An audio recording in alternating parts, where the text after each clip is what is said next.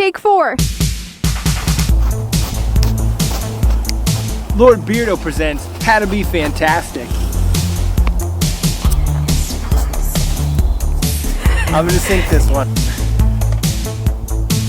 Lord Beardo presents How to Be Fantastic.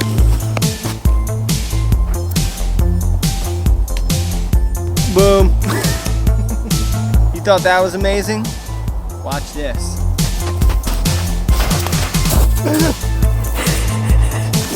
Did you get that? Did you get that? Had you got that?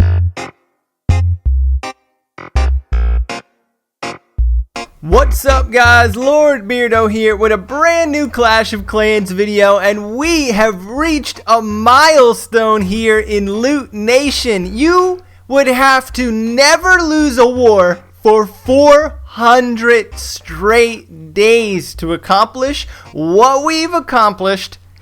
And that's not losing a single match, but we have lost a match, and we've lost many matches. I don't know why I'm calling them matches. They're definitely wars. Guys, we are at 200 war wins, and I am excited about it. This is one of those moments where when you're getting ready to raid your last war hit of 199 wins, you start to get a little sweaty palms. Your feet begin to get a little sweaty. You just start to second guess your game plan and your war composition.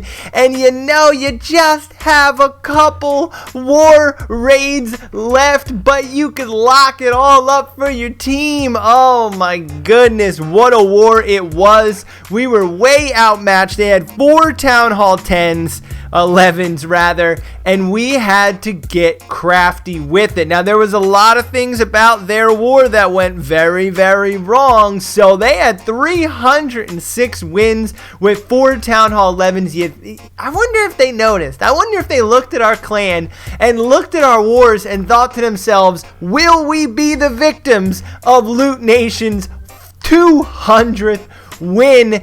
And guess what, guys?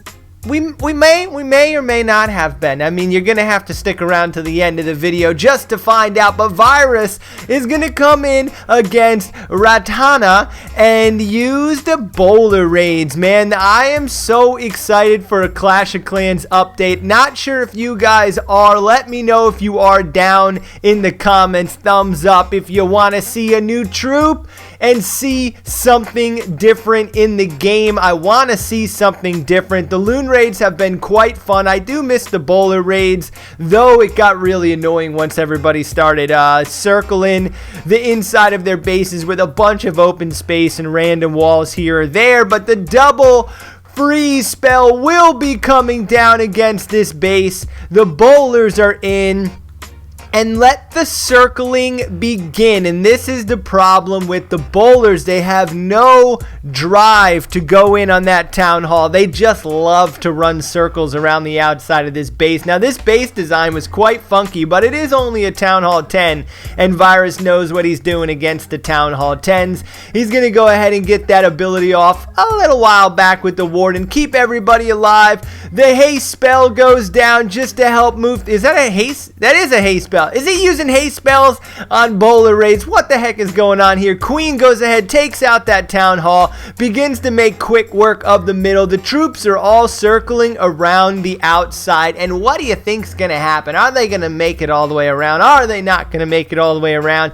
And I might seem a little chipper, guys, but it's just because we've reached 200 wins. And not just that, guys, because of you, because of your devotion to the channel, from sticking around and sharing our videos, we were able to get up to 500 subscribers, and I'm really excited to see where this channel can go in the future. We got a lot of really different things planned that we've kind of been holding back, waiting for the right time to reveal certain stuff about what we're looking to do in this channel, and I'm thinking it's going to be coming up very soon. Now, we have ourselves a great 3-star here by Virus moving forward in this war. And we're going to kind of go through a bunch of different hits. We're going to get some new people in the mix. And our war team is pretty standard. If you guys have been sticking around, if you guys have been checking us out, you'll know that we got a lot of names that keep popping themselves up. So I like to introduce some of the newer people, some of the different people who come in and show some of their skills. Goopster's gonna come in on this Town Hall 10. He's got the Warden, so it ain't too hard, and this base is a little bit young, so this might just be a pure walk through. The Archer Towers are low, and we kind of set ourselves up pretty decent. Now, I gotta say, both me and Virus did struggle against 2 of the 11s, only bringing 1 stars into the raid, and I don't really know what happened in my raid. I've watched it a couple times, and if we scouted them out properly, a lot of these bases, they had the Teslas inside next to the Town Hall, and a lot of times if that happens, you can use the bowlers and then it'll make a good push into the middle. So it was just a matter of scouting. But you know, sometimes you just don't want to use one of your young accounts or little mini-me's or try to tell somebody to sacrifice themselves for a top base just to check where certain little traps and Teslas are. I mean, it's a good strategy, no doubt, scouting it out, but you know, I feel like you see so many of the same bases up in Legends, you think you'd be able to just fight any Town Hall 11. Though, there is a difference when it comes to war and out there in the global. And I don't know if Supercell's pulling one over on us and making bases a little bit harder to beat in a war scenario. I can't believe it's just the CC that stops and makes such a big difference. But there is a huge difference, in my opinion, what I feel like going from global to going into war. And it's not just a matter of nerves. I've fought in enough wars. I've gotten enough war stars. We've won enough. We've lost enough. I don't get nervous really that much anymore. Maybe this war I was a little nervous because I didn't want to wait another 2 days to make this video. I wanted to get it out there and let everybody know Loot Nation is coming for you. We are trying our best to win as many wars, and we have been streaking, and our win percent has been unbelievable over the last 6 months to a year. We are the best that we've been, and I can't thank everybody who's been involved in donates and recruits and everything inside of the clan. And like I was saying before with you guys for subbing up to the channel, thank you guys so much for all your comments and sharing our videos. Sharing and comments and likes are the fastest way to grow a channel. I'm sure everybody knows that better than I do. It seems like everybody I talk to from the channel knows more about the growth of a channel than I do. So who knows? But if you guys are sharing, liking, and commenting on all the videos, every videos, it's because of you guys and because of all the views that we are starting to get some traction here, which will be a lot of fun and will be good. Now check out our statistics here. 1.71 on the new stars, feeling real good. They had 4 lost attacks. We're not a defensive clan by any stretch. We do not have multiple, war design bases, and look at the packages, the offenses that the people are coming with, the strengths, the troops. We don't do all of that. We just stack up. We're like a blue-collared crew, man. We go a little silent on the days we're not warring, but on those war days, we are on the thread. We are ready to go. That is our favorite part of playing Clash of Clans in Loot Nation, is stacking up our wars. But we did snatch up some defense. So this guy's going to go ahead and grab out our clan castle with his giant. And I've switched up my clan castle. Let me know what you guys use inside your clan castle. I've switched it up. I went with the baby dragon, some archers, and 2 witches.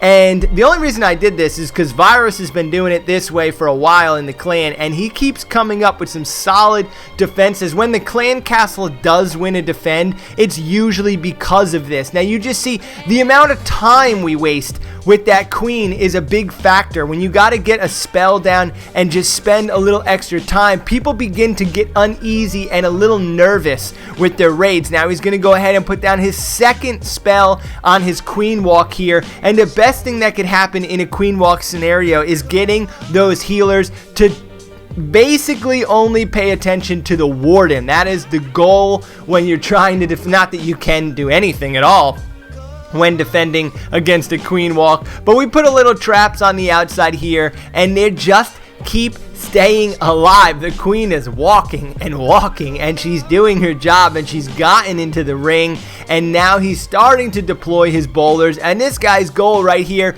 is to use the queen walk on one corner of the base, bring the bowlers in on the opposite corner of the base, or not opposite, rather just off to the left hand corner of the base, and bring his troops back together, which means getting his healers and his witch and his warden. And right there, that's what I was talking about. The healer switched to the warden, left the queen out to dry. Now she's dead. The golem sweeping around the left-hand side, and he's done his job. The queen is down. Most troops are down, and he's given himself enough space to work with his... I can't think of the word. Why my sentence is taking so long. Valkyries, there you go. Jump is down. The Valkyries have attached to the inside of the base, rage down, but look at the Tesla pulls all the Valkyries to the left, and they completely disregard the jump and then a freeze spell with the rage spell. He absolutely loses it right here. He put down 6 spells worth of camp space, and the Valkyries are like, nah, I good. I'ma go over here. And then they just died in a little quick second. So, man, it's not too often we talk about our defense, dude. Not too often. Like I said, me and Virus both 1-starred the 2 and the 3, so it's all tied up. But here's my raid against Lucky Dara, who was very unlucky with that Tesla. Now, the goal right here is to bring the heroes to the bottom, take out the queen, hopefully come inside there and take out the eagle cannon. And, you know, with these bases, the eagle cannon is actually really hard to get to. So sometimes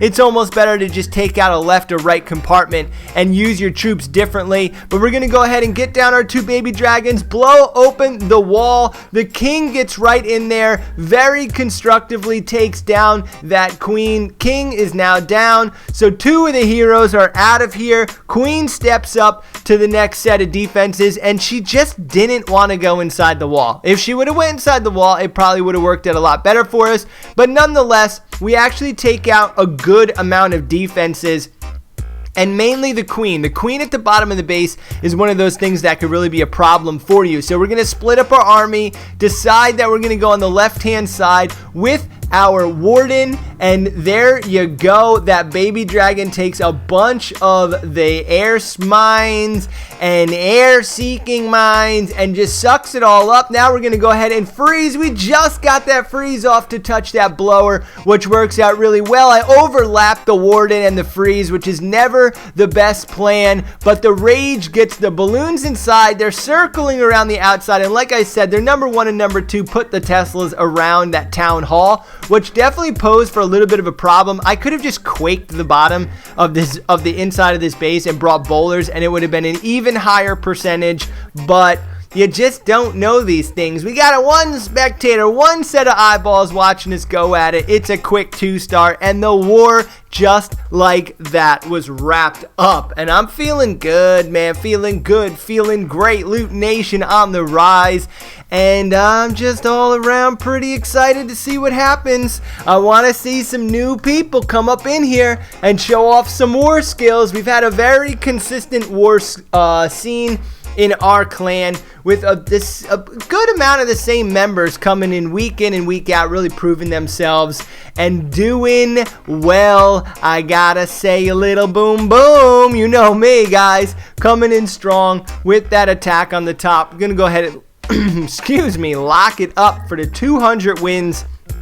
But there's a lot of credit to be dished around. There are a lot of attacks that worked out really, really well in the bottom of our clan. Now, AJ, if you're watching this video, please, you need to come back to Loot Nation. There was some shenanigans that took place this morning, man. Don't be offended. Swing on over. We're just a bunch of hard personality kind of people, man. You gotta have thick skin to be in the Loot Nation. But if you're listening to the video, please come back, bro. You're all good with the beard. So we're gonna go down through our clan here and check out some people that sometimes make it on the failed list and other times make it on the victors list. Now, Blast Wagon right here is gonna blow himself a pretty decent size hole, making a front door for his heroes to get inside, and then he's just gonna bring in the loons. Now, guys, is there a feature that you want to see added to Clash of Clans? I'm thinking that there is a way of rematching in war. Now let me know if you guys think that's cool. And I'm not talking friendly wars here. Friendly wars are all good and good if you're in the CWL, if you're in one of these league type play or a top ranked clan. But when you're just running friendlies as a friendly, there's really nothing to it. There's no boasting right, there's no bragging rights. If anything, you should be able to run a friendly clan war the same time you're running a global clan war. Nobody wants to take their time away from working at their clan wins or really practicing war with your clan to do a friendly battle to have half your crew not show up. And if you guys are co-leaders out there, or if you're in a pretty intense clan, no one's getting booted out of a friendly war. It's just not that it's just not that important unless, and like I said, unless you're in a matchup against a top ranked clan. But who's getting in there? There's a very small percentage of clans that have the type of reputation where it's worth it to win off a friendly clan. So there's just not a drive to do it. I think I've done 4 total friendly wars since they've come out. I would like to get in some smaller leagues. I would love to see how that works out, but it's just, there's too much top level gameplay when it comes to a friendly war challenge. Let me know if I'm wrong. Let me know if you guys are digging the friendly wars, but we haven't been able to be in a friendly war that we consider to matter so much that we're putting in the same effort and energy as a war, because there is no reward. You're not getting loot. You're not getting anything. You're wasting time. You're wasting clan castle troops. There's no desire to make a friendly war. So I would love to see a new war feature. I would love to see a rematch. I feel like that would be really cool. It would be so much fun to barely lose to a clan, throw up a rematch, rework your bases a little bit or rework your lineup a little bit, and come in and play another clan. Let me know what you guys think. Hey, thumbs me up, man, if you think it's good stuff. If not, then I don't know what else could satisfy you, because Clan Wars is pretty straightforward and there's really nothing left. There's nothing to it. There's nothing different about it. But I would love to see a new feature.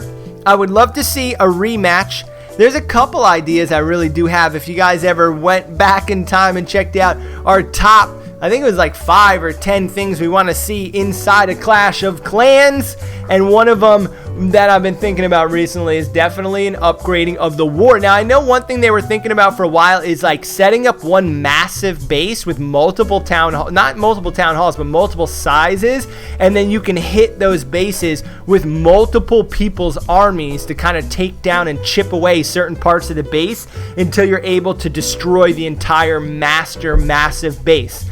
I kind of like that idea. I could totally see why it wasn't added in the game yet.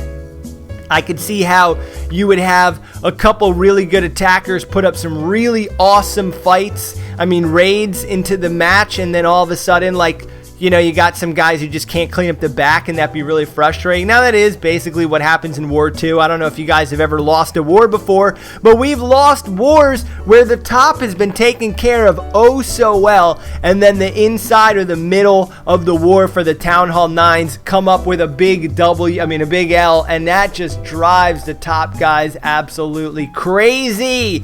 Oh man, that's the worst possible way of losing a war. But lucky for us in Loot Nation, we got some minis that have been working out well, and we also have our mini, which we're putting together our own war strategy. Now, Lord Komar right here, coming up with a very solid raid. He is moving down from the Town Hall 9 into a Town Hall 8 base, but he's showing us that that's what happens, man. You have too many Town Hall 9s. You sometimes got to drop down and help out with the 8s, and that's what happened real quick with Lord Komar. So he's going right from not being able to funnel and needing to watch my funnel pro tips video to ripping a Town Hall 8 and pulling out that 3-star victory.